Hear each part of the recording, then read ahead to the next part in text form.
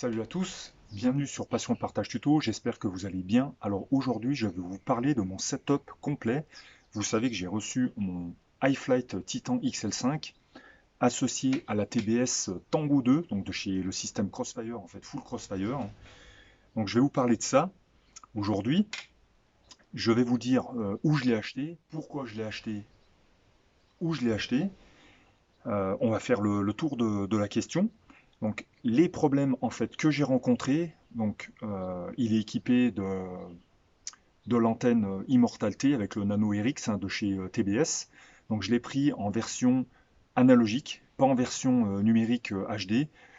Voilà, iFlight a été racheté par DJI, donc c'est pour ça qu'on trouve de plus en plus de iFlight équipés du système HD en fait DJI, hein, c'est voilà, c'est pour ça. Moi je l'ai pris en version analogique.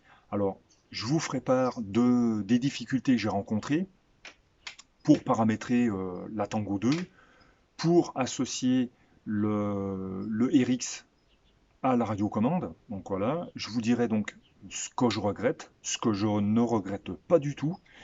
Donc on va faire le tour de ça, du déballage, de l'envoi, de voilà, tout ça. On va aborder un petit peu tous les sujets, mais en restant quand même relativement, on va dire, je ne vais pas rentrer dans les détails, sinon on va y passer des jours.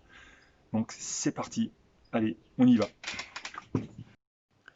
Je vais faire rapidement un petit tour du propriétaire, vous dire pourquoi et où je l'ai commandé. Alors je l'ai commandé directement chez iFlight, le fabricant. Pourquoi? Parce que Banggood ou AliExpress, tous ces autres, on va dire, revendeurs chinois me font peur. Me font peur parce qu'en fait on n'arrive pas à les joindre. On n'a pas de mail en fait vraiment pour les contacter, que iFlight en fait ils ont un ou deux mails, vous pouvez les contacter, il n'y a aucun problème. Ils ont été vraiment très coopératifs, ils répondaient à tous mes mails.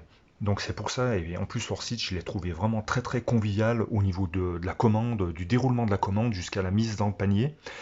Et le suivi aussi, donc j'ai trouvé ça vraiment super.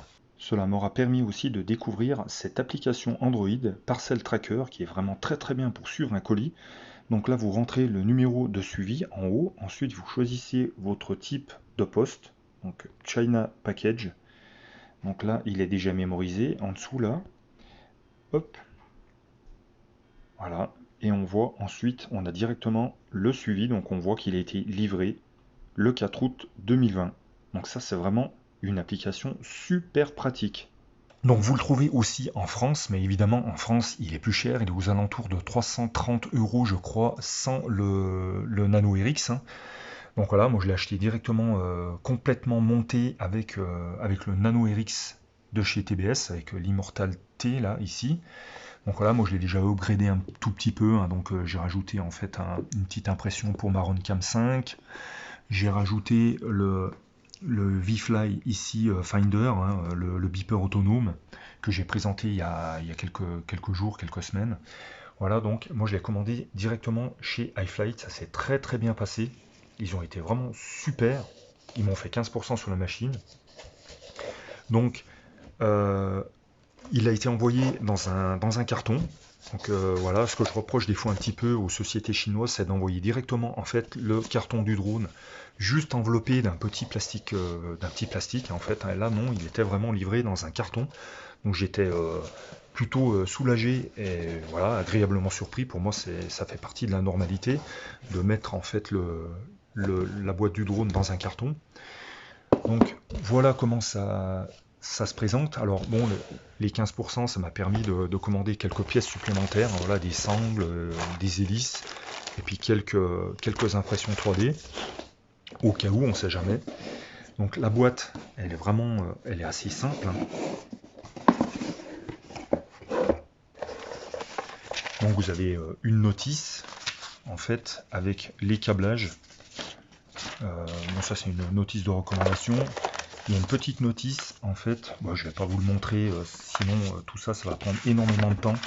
En fait, sur le câblage de tous les composants en fait du Titan XL5, du Nano RX, de chez TBS, on a même les récepteurs FR Sky, enfin voilà, il y a tout, hein, le VTX, la caméra, le GPS. Donc voilà, ça c'est vraiment, ça reprend les câblages, mais en fait on trouve tout ça sur le site iFlight.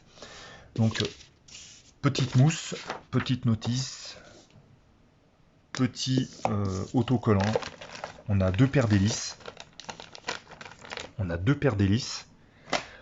a un câble pour venir connecter la carte de vol, un câble type B, un câble micro USB type B. On a donc deux sangles velcro au total. Alors les sangles velcro font 25 mm de large. Je dis ça parce que sur le site iFlight, en fait, ils vendent du 20 mm et du 25 mm. Donc pour le Titan XL5, c'est du 25 mm de large. On a un pad en silicone supplémentaire, donc pour le maintien de la batterie. On a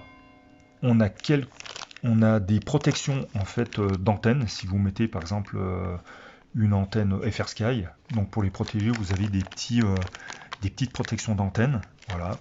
Donc un pad supplémentaire, donc en silicone pour le maintien de la batterie, et une deuxième sangle. Voilà. Bon, moi je mets deux sangles sur le drone. Donc en fait j'ai utilisé en fait les deux. Moi je mets pas qu'une sangle, j'en mets deux. Je trouve que c'est quand même plus safe. Donc voilà, des mousses, tout ce qu'il y a vraiment de plus simple. Voilà pour le packaging. Alors ça, ce sont des hélices, ce sont des 51-40. Donc 51, c'est 5,1 pouces en taille d'hélice, en pouces, et des 40 en poussée. Donc voilà, ça lui confère pas une poussée extraordinaire, voilà, par rapport à mon ancien drone. D'ailleurs, dont je me suis séparé, j'avais des 50-43, donc la poussée était vraiment supérieure. Là, ça fait en fait que le vol est vraiment soft, quoi. C'est pas une machine qui est très violente. Enfin, moi, je trouve pour ma part. Hein.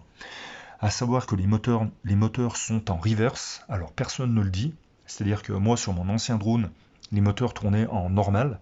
C'est-à-dire qu'ils tournaient dans ce sens-là. C'est-à-dire que le flux d'air partait vers l'avant du drone. Et à l'arrière, le flux d'air allait vers le drone. En fait, dans les deux sens, le flux d'air allait vers le centre du drone. Donc mes hélices avant tournaient comme ceci. Et maintenant, en fait, là, sur le Titan XL5, enfin bon, je ne sais pas si c'est propre à tous les modèles iFlight, les moteurs sont paramétrés sous Betaflight en reverse. Alors, c'est-à-dire comme ça, c'est-à-dire que le flux d'air va vers l'extérieur du drone. Comme ceci. Voilà, bon, ça gêne absolument pas au vol, hormis que dans ce sens-là, vous allez moins encrasser la caméra FPV puisque les projections se font vers l'extérieur. Voilà, bon, ça change rien du tout, moi ça m'a rien changé. Donc moi j'ai rajouté, comme je vous le disais, j'ai rajouté le beeper autonome. Bon, je me suis mis une petite impression pour la Runcam 5. J'ai mis aussi des pieds en mousse parce que bon, moi voilà, j'aime bien respecter mes machines. Donc pour éviter qu'en fait on vienne poser sur les protections imprimées, bah, j'ai préféré mettre en fait des pads en mousse. Je trouve que ça fait plus propre. Et puis voilà, au moins je respecte ma machine quand je la pose, elle vient pas se poser sur les impressions. Donc la machine est vraiment très belle, très bien montée. Alors ils ont mis en fait des passe-fils ici, bah, comme en fait vous avez pu voir, hein, ils ont mis des passe-fils adhésifs en plastique avec les fils moteurs qui passent à l'intérieur. Voilà, bon, après si on veut chipoter, moi personnellement, vu qu'ils ont mis des impressions de couleur verte, j'aurais mis en fait plutôt de la tresse, de la gaine tressée de couleur verte autour des bras, ou sur les bras. Franchement, j'aurais vraiment préféré, ça leur aurait vraiment conféré encore une plus belle gueule. Autrement, la machine est vraiment très bien montée. Voilà, bon après je veux dire, ça reste un quad. Voilà, c'est un châssis, 4 moteurs, une carte de vol, une carte ESC, un VTX, une caméra KDX Ratel, qui est vraiment de très bonne qualité. Hein, franchement, voilà, bon par rapport à ma Runcam Swift 2, je trouve que j'ai une meilleure vision globale de mon vol, de mes vols. Donc la machine est bien montée, propre, avec des belles impressions. Donc je vais vous mettre des images, hein, voilà, en plus de la vidéo. Là c'est le GPS à l'arrière. Une petite antenne, pareil, iFlight, de leur conception. La fameuse antenne Immortal T. C'est vrai que la machine est vraiment belle, avec des bras de 6 mm d'épaisseur. Donc ça inspire vraiment la robustesse. Ça fait vraiment balèze. La machine est vraiment belle globalement. Voilà, hormis que moi j'aurais mis de la gaine tressée plutôt que passer les fils dans un guide comme ça en plastique. Voilà, bon ça c'est vraiment du détail, mais la machine est vraiment belle. Après voilà, bon, moi je me répète, hein, ça reste un drone racer, il n'y a rien d'exceptionnel. À savoir aussi, pour les plus pointus d'entre vous, même si j'ai lu, je peux vous donner l'information comme quoi il y en a qui ne mettent sur les drones racers absolument pas de frein filet du tout et qui n'ont jamais eu de problème. À savoir que bon, j'ai été surpris, la machine, en fait, toutes les vis n'avaient pas de frein filet, ni sur les moteurs. Voilà, donc les moteurs, sur les vis moteurs, il n'y avait pas de frein filet. Moi, j'ai mis du frein filet absolument sur toutes les vis. Alors, bien sûr, en n'exagérant pas, moi j'en mets vraiment très très peu. J'y suis toujours le surplus avec le doigt. Mais voilà, j'ai mis du frein filet partout. Bon, évidemment, sauf sur les vis pour régler le tilt de la caméra FPV. Donc voilà, bon, j'en ai pas mis. On va pas non plus en mettre partout. Il ne faut pas évidemment en mettre sur les vis plastiques. Donc là, en fait, le VTX est fixé avec des vis en fait en nylon. Donc évidemment, on n'en met pas sur les plastiques parce que le frein filet, ça bouffe le plastique. Mais voilà, moi j'ai mis du frein filet sur ma machine. Alors ce montage vidéo tombe vraiment très très bien pour moi et pour vous, car dehors il pleut, il mouille, c'est la fête à la grenouille. Allez, on profite de quelques photos pour voir l'intérieur de la machine. Ici, la carte de contrôle, carte de vol, avec soudure et connecteur. Petites impressions pour le maintien de la Cadix Ratel. On ne s'en rend pas forcément compte au premier coup d'œil, mais quand on regarde à l'intérieur, cette pièce imprimée est vraiment très bien faite car elle permet d'accueillir le récepteur Nano-RX, l'antenne TBS, l'antenne du VTX et le GPS. L'émetteur vidéo VTX SuccessForce de 800 mW, entièrement configurable sous Betaflight. Capacité de 220 microfarads 50 volts soudé sur l'alimentation. Pour assembler le châssis, deux tailles d'entretoise, 28 et 20 mm. Allez, on va pousser le vis un peu plus loin. Je vais vous montrer tout le câblage de la machine. Ici, la caméra FPV. Le câble de liaison entre la carte de vol et la carte ESC. Le câblage du récepteur Nano-RX.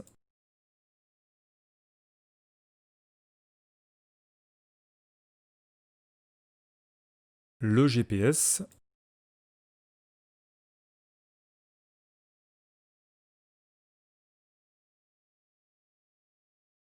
Le câblage des moteurs sur la carte ESC.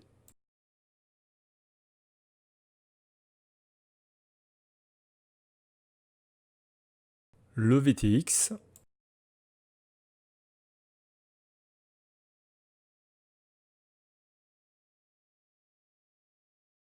Alors je vais essayer d'aller à l'essentiel. Pourquoi en fait j'ai acheté ce drone? Parce qu'en fait je voulais absolument un drone équipé d'un module GPS pour avoir tout un tas de données en fait avec la télémétrie, d'avoir en fait les coordonnées GPS, d'avoir la distance parcourue entre le drone et le point de décollage et surtout d'avoir la flèche en fait qui indique dans quelle direction retourner.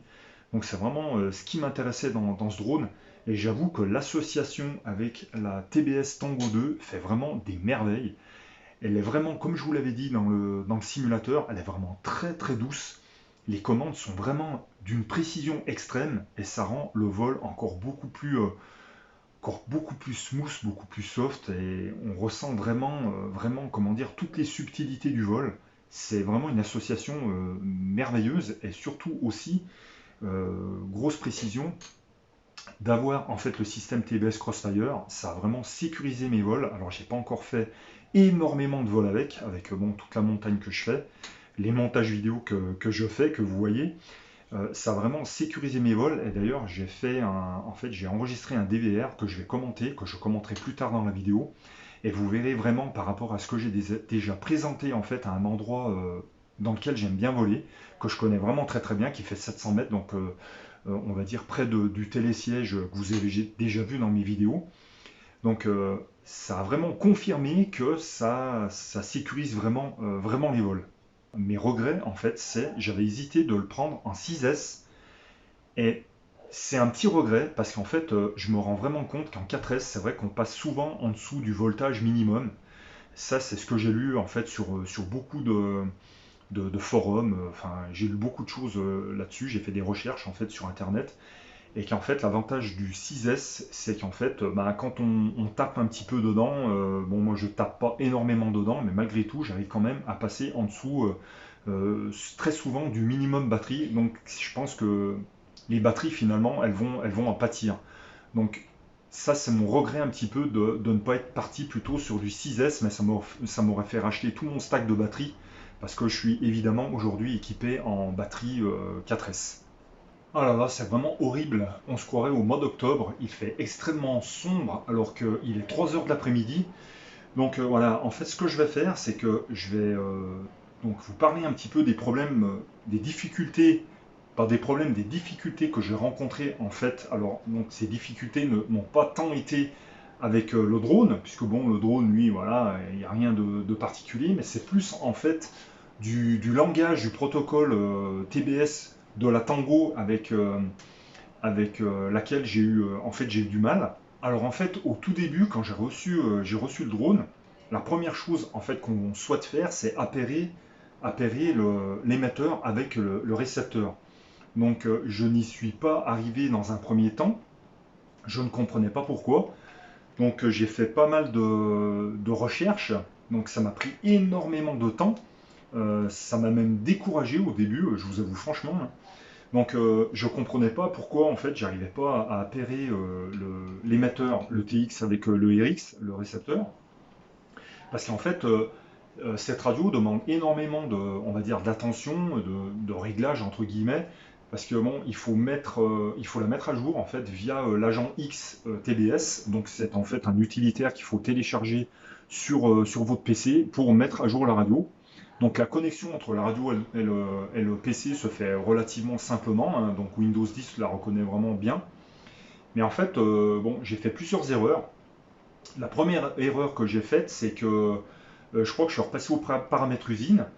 Ensuite, donc je vais essayer d'être. Ce que je vais faire, c'est qu'en fait, je ne vais pas vous expliquer en détail toutes les solutions que j'ai apportées pour y arriver. Ça serait vraiment, vraiment beaucoup trop long. Je vais vous mettre en fait les liens que j'ai utilisés pour m'en sortir. Puis si vous avez des questions, évidemment, bah, je tenterai d'y répondre.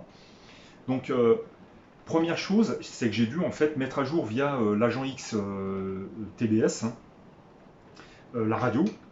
Mais en fait, j'arrivais pas à voir avec l'agent X, avec l'utilitaire, j'arrivais pas à voir en fait une version plus aboutie, plus avancée, plus récente que celle que j'avais en fait mis d'usine dans la radio. Parce qu'en fait, il faut cocher une petite case, donc l'application en fait Agent X, il faut cocher une petite case pour pouvoir avoir accès en fait aux versions bêta du firmware de la Tango 2. Donc une fois que j'ai trouvé ça, j'ai pu la mettre à jour. J'ai pu en fait connecter, j'ai pu appairer, j'ai pu binder mon RX avec la radio, pas de souci.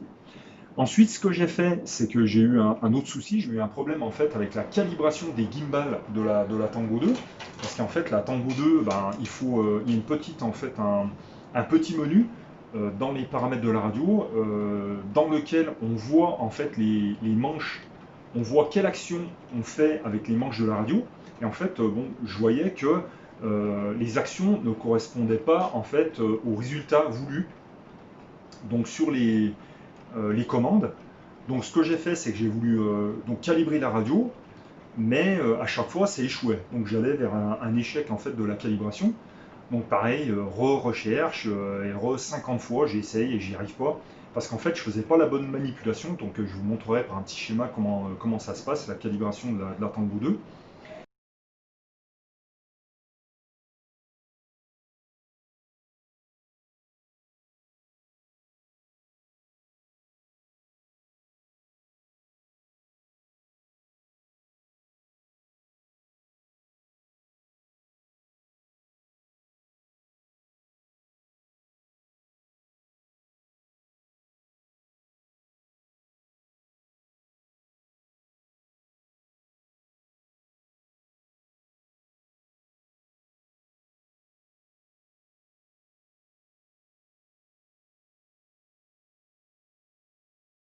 Ensuite, malheureusement, il y a une carte mémoire en fait à l'intérieur qui permet de sauvegarder vos modèles. Ce que j'ai fait, malheureusement, je ne sais pas par quelle manipulation, j'ai supprimé en fait les données de la carte SD. Enfin, ou bref, je vais faire simple. J'ai eu en fait une erreur à l'allumage de la radio, à la mise en route de la radio. J'ai eu en fait un message comme quoi ça me mettait un message d'erreur de la carte SD, donc rebelote, re-recherche. Donc je vous dis franchement, ça m'a pris la tête. J'ai cru que je balançais tout par la fenêtre. Et en fait, sur le site TBS, vous trouvez en fait tous les fichiers que vous pouvez réinjecter dans la carte SD. Donc voilà, donc j'ai dû réinjecter les fichiers, tous les fichiers, on va dire sources qu'on trouve sur la carte SD. Donc ce message ensuite n'est plus apparu. Et ensuite, j'ai refait une nouvelle fausse manip, c'est-à-dire qu'en fait, on a le choix des puissances. Donc je vous expliquerai aussi comment configurer la Tango 2 pour qu'elle fonctionne au mieux. Ben là d'ailleurs, je l'ai allumé sans faire exprès. Bon voilà. Donc en fait, il y a différentes possibilités, soit de rentrer en fait soi-même les puissances manuellement ou automatiquement. Donc ça, je vais vous le montrer aussi par le biais de photos et de petits schémas. Donc vous avez ce choix de sélection automatique ou manuel, donc au niveau de la puissance d'émission de la radio. Vous avez aussi le choix, ce même choix, donc automatique ou manuel, pour en fait la fréquence d'utilisation de la radio, soit 50 Hz, soit 150 Hz. Donc je vous expliquerai à quoi ça sert brièvement. Voilà, mais donc j'ai eu pas mal de soucis et je pense que je dois en oublier. Oui, donc je suis donc au niveau de cette puissance donc de 200 milliwatts maximum normalement à laquelle on n'a pas le droit d'utiliser. Je l'utilise, je vous l'expliquerai pourquoi. Je ne suis pas en dynamique, mais je suis en 200 milliwatts. Et ben en fait, j'ai supprimé cette possibilité parce qu'en fait, il y a un mode international et il y a un mode EU. Et malheureusement, bah, j'ai voulu voir ce que c'était le mode EU. Et le mode EU, en fait, ça m'a bloqué. Je crois que c'est 25 milliwatts. Et donc, j'avais plus la possibilité de rechoisir 200 milliwatts. Donc, j'étais fort embêté. Donc, recherche. Donc, c'est pareil, je vous expliquerai. En fait, bon, c'est tout simple. Quand vous êtes bloqué en mode EU à 25 milliwatts, il suffit d'appuyer sur Exit et menu pendant plusieurs secondes. Voilà, je vous expliquerai par photo comment ça se passe. Et vous repassez en fait en mode international. Vous pouvez redébloquer le mode 250 milliwatts. Donc voilà, globalement, j'ai eu pas mal, on va dire, ça a pris beaucoup de temps en fait pour pouvoir paramétrer vraiment tout ça correctement. Alors on va commencer par la partie la plus simple. Donc comme je vous le disais, si vous perdez en fait, vous passez malheureusement en mode EU au niveau de la puissance, donc vous n'avez plus accès en fait aux 250 milliwatts. Donc pour cela, il faut aller dans la page 1 du menu donc du Crossfire, TX, enfin Tango 2 XF. Donc vous arrivez ici, donc on voit que la région là est open. Moi je parlais de version internationale. En fait, on est en open, donc enfin, on a accès à toutes les puissances. On voit que la fréquence est à 868 MHz, c'est la fréquence en fait utilisée en Europe. On voit qu'aux États-Unis et en Russie, c'est à 915 MHz, donc moi je suis en 868 MHz. On voit qu'on est en open ici à 100 milliwatts. Moi je suis à 250 milliwatts. Donc il faut, si vous êtes verrouillé à 25 milliwatts ici, au lieu d'être en open, vous êtes en EU, il faut appuyer sur Exit et menu en même temps, donc avec la radio allumée, et ça va vous déverrouiller à nouveau le mode en région open. On va continuer avec la puissance d'émission de la radio. Donc pourquoi ces différences, pourquoi en fait moi je suis au niveau du dynamic power, je suis donc en off et en max power, je suis à 250 milliwatts. Alors en fait le dynamic power, c'est la radio qui va gérer par rapport à l'éloignement du drone, la distance entre la radio et le drone qui va gérer. Donc si vous êtes en dynamic power on, c'est la radio qui va gérer en fait le changement de puissance. Donc moi, je préfère qu'elle émette tout le temps à son maximum, ou même si elle n'était pas à son maximum à une valeur inférieure, mais bon, voilà, la radio, je veux dire, elle est vendue pour 250 milliwatts, on ne va pas s'en priver.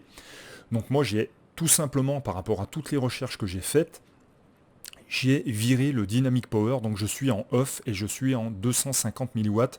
je ne laisse pas en fait la radio gérer les différentes puissances automatiquement, voilà, parce qu'on ne sait jamais ce qui peut se passer. Imaginez, vous êtes à vue à 500 mètres, et puis, je ne sais pas, vous passez derrière un arbre, par exemple, hein, donc vous n'êtes plus complètement à vue, et la radio, en fait, met quelques dixièmes de seconde ou centièmes de seconde à basculer, en fait, sur la puissance la plus élevée, et vous faites un fail-safe.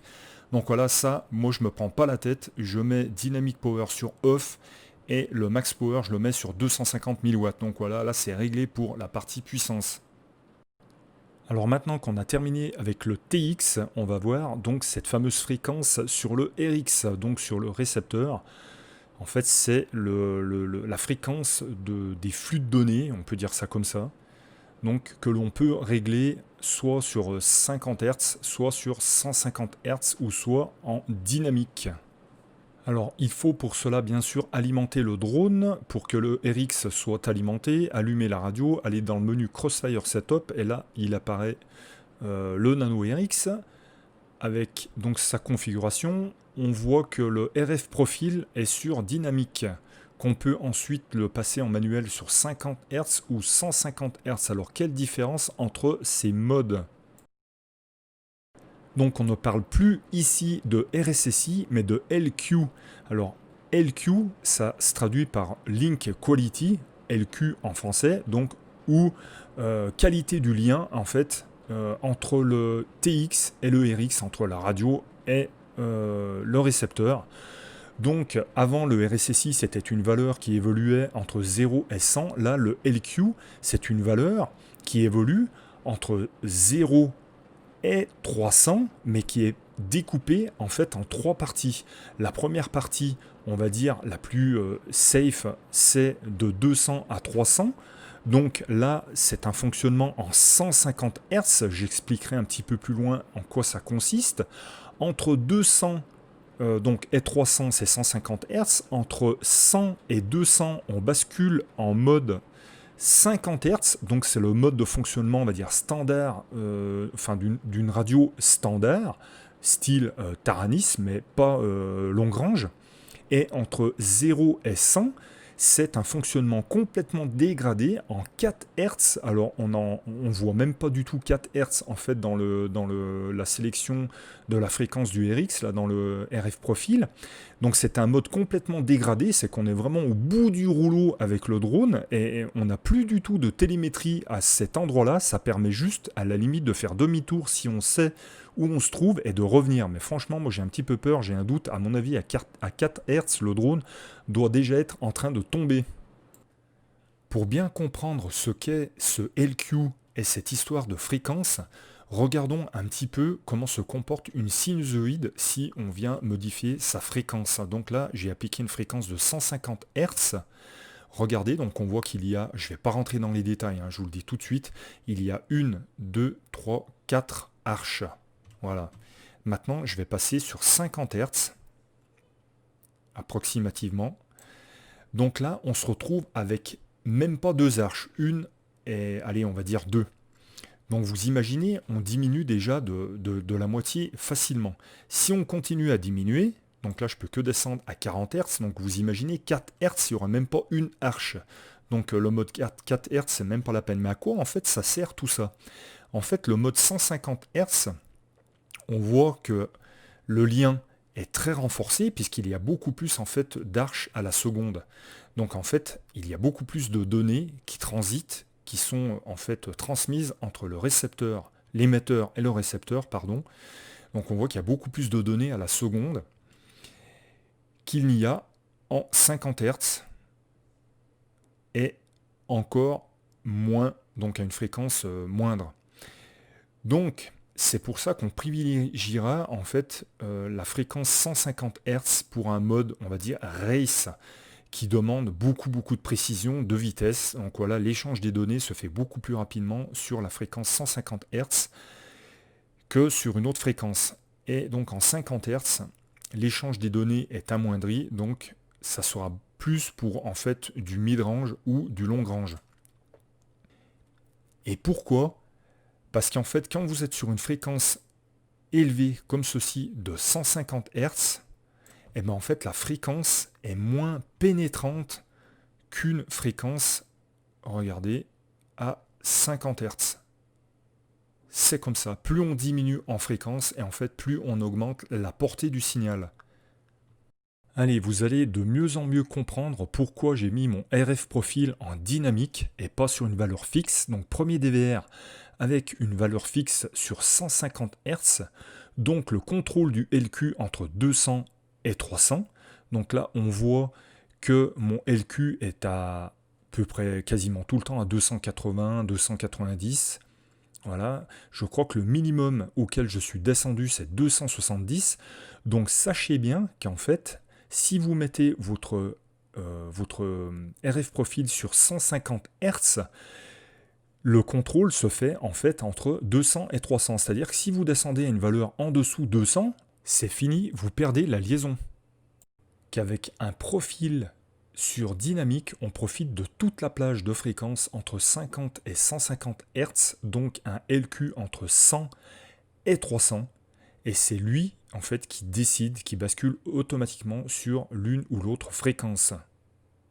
Regardez d'ailleurs, au même endroit, il est passé à 200. Et d'ailleurs, il ne descend pas en dessous tellement le signal, en fait, est fort, puisqu'on est en puissance à 250 mW.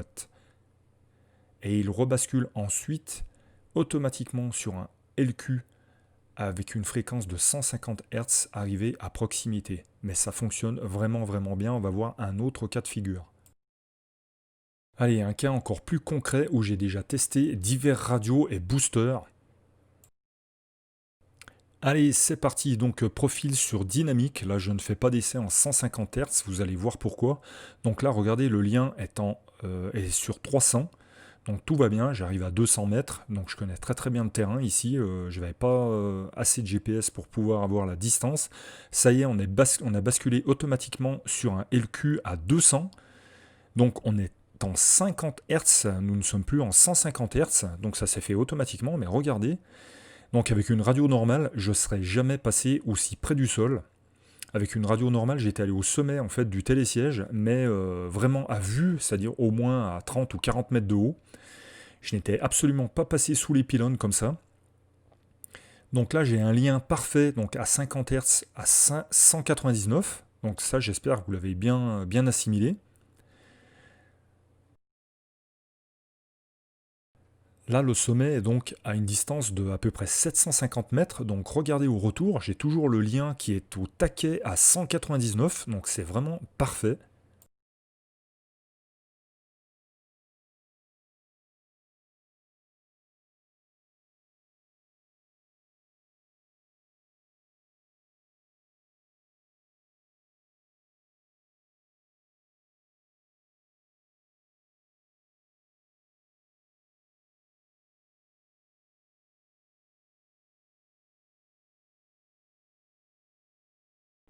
Allez, on est reparti pour un tour d'essai.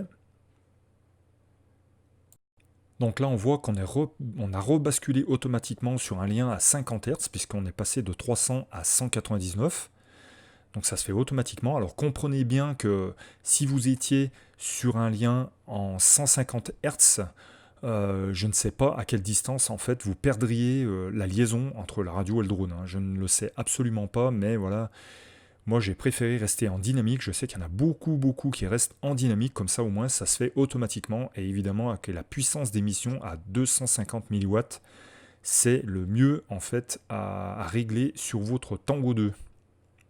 Donc là, regardez, je me permets même de descendre en altitude, arriver au sommet. Je ne suis quasiment plus à vue et le lien est toujours à 199, donc vraiment au plus fort. Alors que on voit que sur mon DVR, en fait, même la liaison en fait, vidéo n'est plus terrible. J'ai beaucoup de glitch et pourtant je suis en 400 mW. Donc là, la radio, c'est vraiment le top du top. Regardez, je frôle le pylône, je passe derrière, la liaison est tout le temps au taquet à 200. Donc c'est vraiment génial de chez génial. Cette vidéo se termine, donc j'espère qu'elle vous aura plu, en fait, de vous présenter un petit peu mon setup complet. Donc je n'ai pas parlé uniquement du Titan XL5, mais un petit peu une combinaison des deux, en fait, de la Tango 2 et de ce drone E-Flight Titan XL5. J'espère que ça vous aura plu. Vous expliquer un petit peu, voilà, pas en ne rentrant pas dans les détails de tout ça. Là où j'ai pêché un petit peu au début, j'ai eu un petit peu quelques galères. Il y en a beaucoup qui connaissent ces galères, donc si vous avez des questions, n'hésitez pas. C'est vrai que je suis pas rentré dans les détails, mais bon, vous avez vu déjà la durée de la vidéo, donc imaginez si je rentre vraiment dans les détails, je mettrai les liens en fait qui m'ont aidé. Et je vous dis à bientôt sur Passion Partage Tuto. Je vous mets à la fin une petite vidéo en fait du vol que j'ai fait par la suite ici. Allez, ciao ciao, je vous embrasse fort, bye bye.